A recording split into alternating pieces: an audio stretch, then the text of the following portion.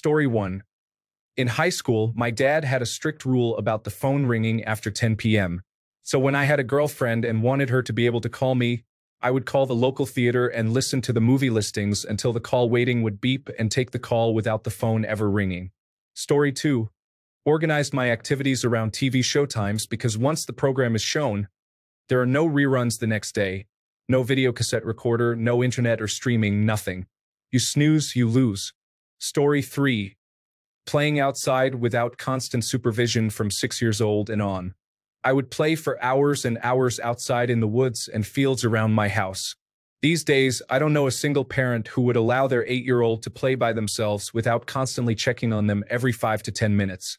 Story 4.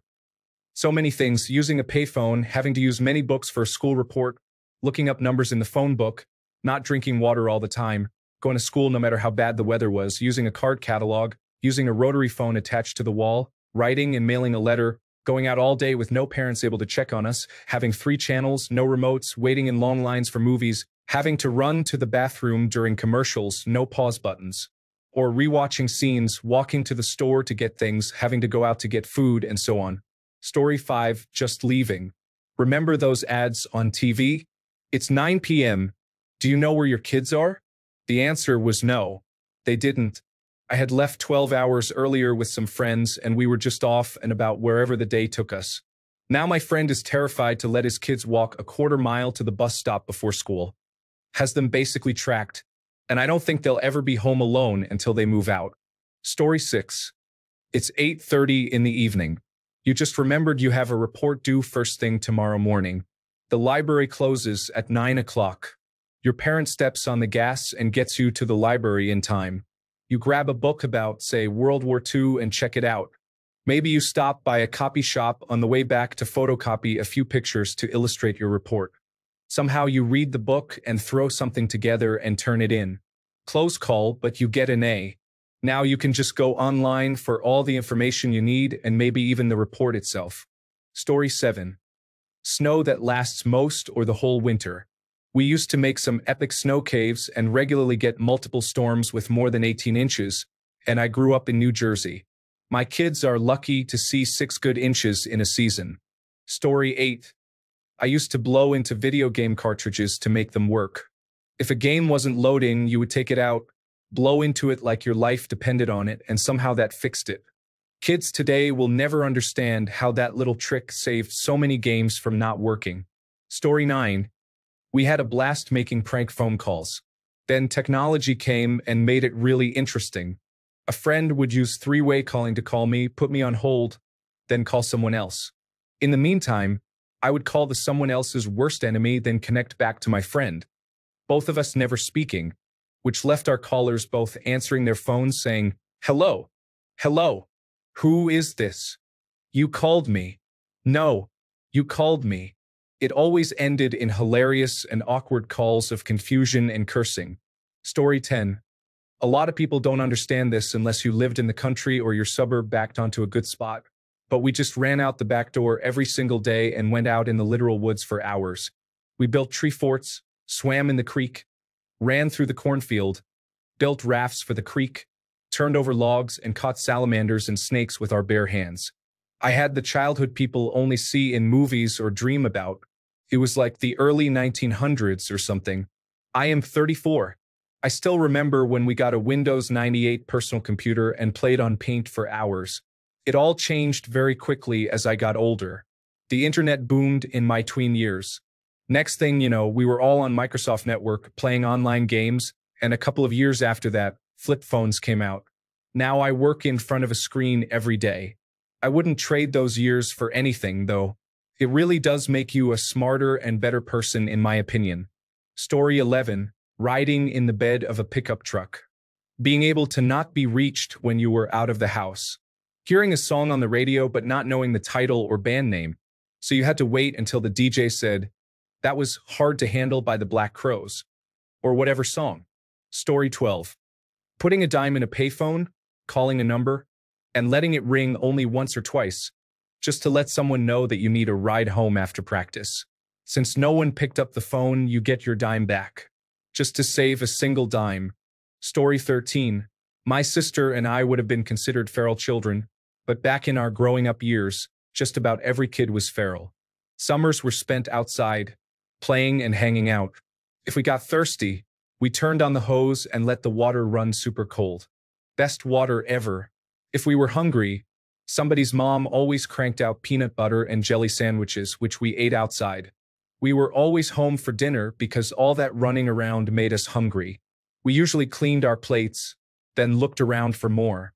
Cookies, chips, ice cream, soda, and junk food were a special treat. Our mother simply didn't buy the stuff, but we occasionally talked her into a sugary cereal like Frosted Flakes. There was no fast food except the hot dog joints, and those dogs were delicious, especially with frosty glasses of root beer. And we had popcorn. When something special was showing at the drive-in movie, Mom would pop lots of corn, dump it in a brown paper grocery bag, and shake it up with plenty of salt and butter. The only stuff we bought at the concession stand was orange soda or Coca-Cola. There were very few hefty kids because most everybody ate home-cooked meals with lots of vegetables. My favorite summer supper was green beans fresh from the garden simmered with ham, corn on the cob, garden tomatoes, and cottage cheese. I tried feeding this to my grandkids for dinner and, except for the corn on the cob, they looked at me like I was nuts. My dad's mother used to dig up young dandelion greens and made wilted salad with a dressing of bacon grease, vinegar, and sugar. We thought it was delicious, but I can't imagine kids today eating this stuff. The same grandma also cranked out homemade ice cream with strawberries from her garden. It was better than any ice cream sold today.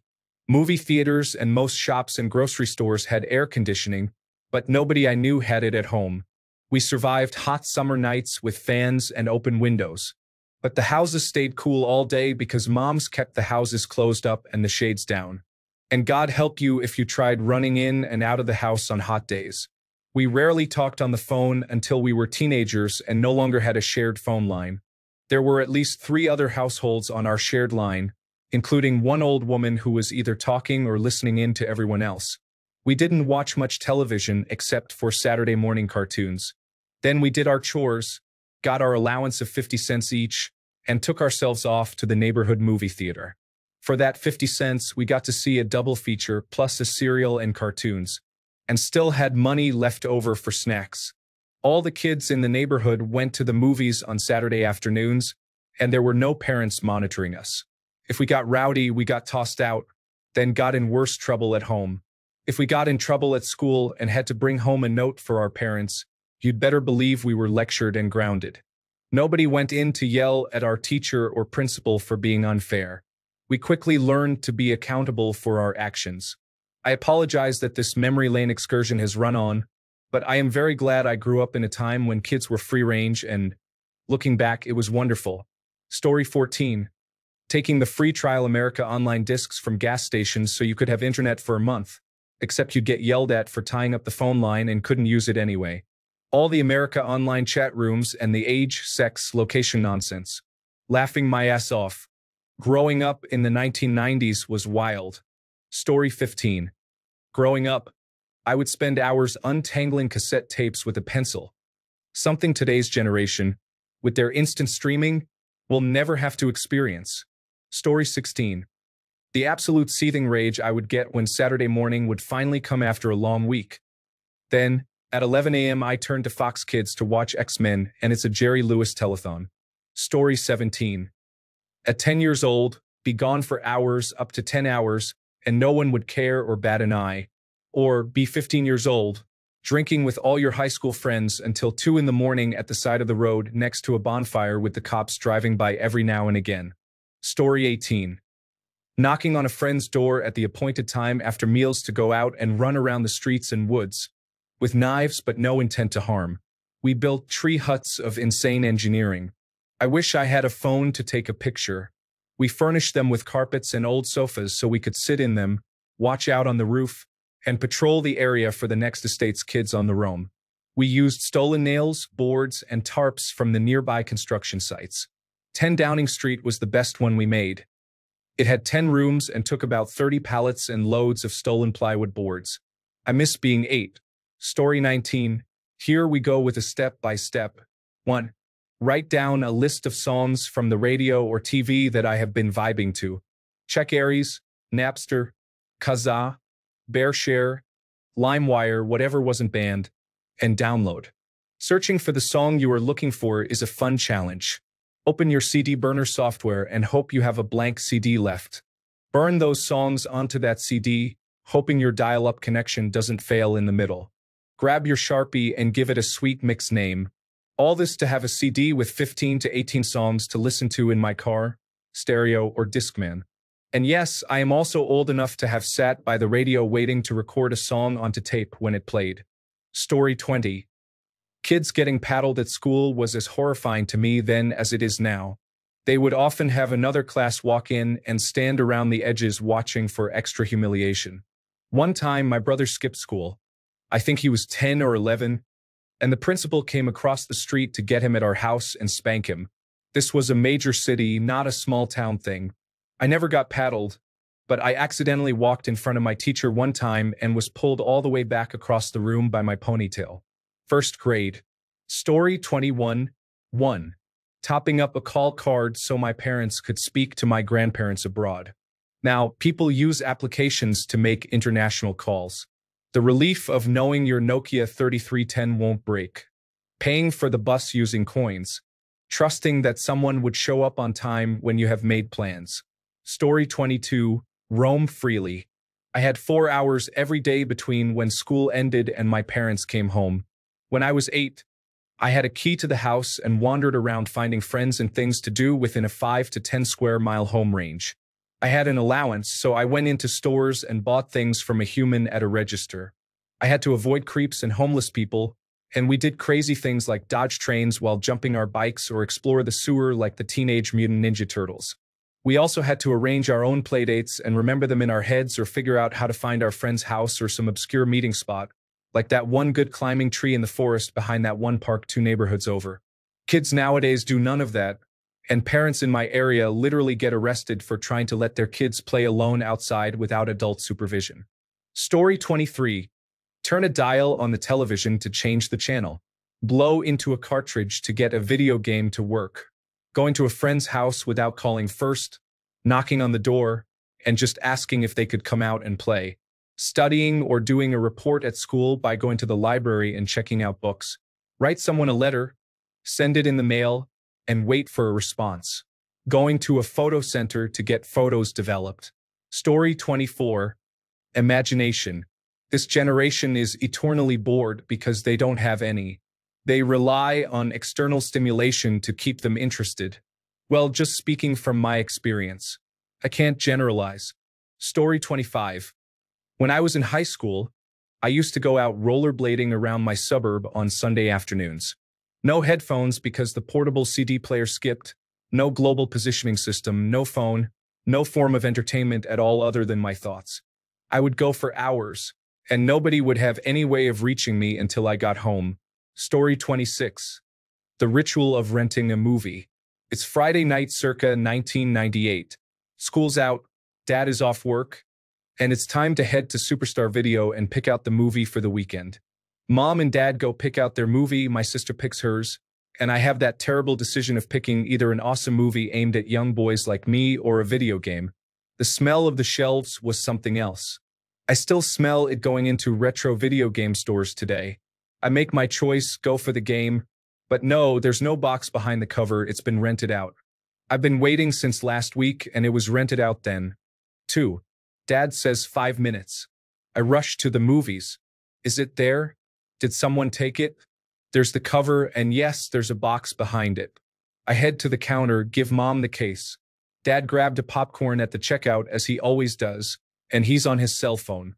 He just got it recently.